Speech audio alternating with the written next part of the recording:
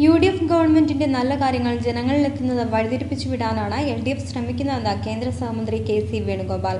അതിനായുള്ള ഹീനതന്ത്രമാണ് അവരുടെ സമരമുറകളെന്നും KC ആരോപിച്ചു. ആലപ്പുഴയിൽ കേരള ഗസറ്റഡ് ഓഫീസേഴ്സ് 28ാം ജില്ലാ സമ്മേളനം ഉദ്ഘാടനം ചെയ്ത് സംസാരിക്കുകയായിരുന്നു അദ്ദേഹം.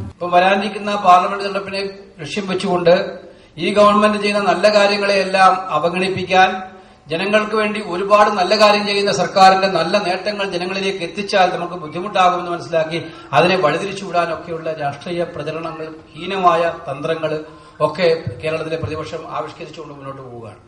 പക്ഷേ അതിലൊന്നും ജനങ്ങൾ വീണിട്ടില്ല എന്നതിന്റെ തെളിവാണ് ഇന്നലെ പോലും നടന്ന ലോക്കൽ ബോഡീസ് തെരഞ്ഞെടുപ്പ്. നിങ്ങൾക്ക് എല്ലാവർക്കും അറിയാം, ഗ്രാമപഞ്ചായത്തുകളിലേക്കും നഗരസഭകളിലേക്കും തെരഞ്ഞെടുപ്പിൽ UDF ഉജ്ജ്വല വിജയം നേടിക്കൊണ്ട് വിജയിച്ചിരിക്കുന്നത്. ജനങ്ങൾ ഇതിനെയെല്ലാം തള്ളിക്കളയുന്നു എന്നുള്ളതാണ്. വികസനത്തെയും ജനങ്ങളുടെ ക്ഷേമ പ്രവർത്തനങ്ങളെയും അംഗീകരിക്കുന്ന ഒരു ഗവൺമെന്റിനെ മനസ്സിലാക്കാൻ അവർ തയ്യാറായിരിക്കുന്നു എന്ന് തന്നെയാണ് സൂചിപ്പിക്കാനായിട്ടുള്ളത്. LDFന്റെ ഹീനപ്രവർത്തനങ്ങൾ ജനങ്ങൾക്കിടയിൽ പരാജയപ്പെട്ടതിന്റെ തെളിവാണ് ഗ്രാമപഞ്ചായത്തുകളിലെയും നഗരസഭകളിലെയും ലോക്കൽ ബോഡീസ് തെരഞ്ഞെടുപ്പുകളിൽ UDF നേടിയ വിജയമെന്നും അദ്ദേഹം പറഞ്ഞു.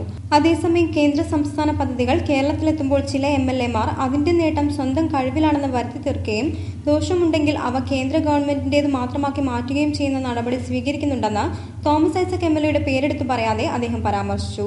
ഹോട്ടൽ റോയൽ പാർക്കിൽ നടന്ന സമ്മേളനത്തിൽ KGOU ജില്ലാ പ്രസിഡന്റ് IM മുഹസിൻ കോയ അധ്യക്ഷത വഹിച്ചു.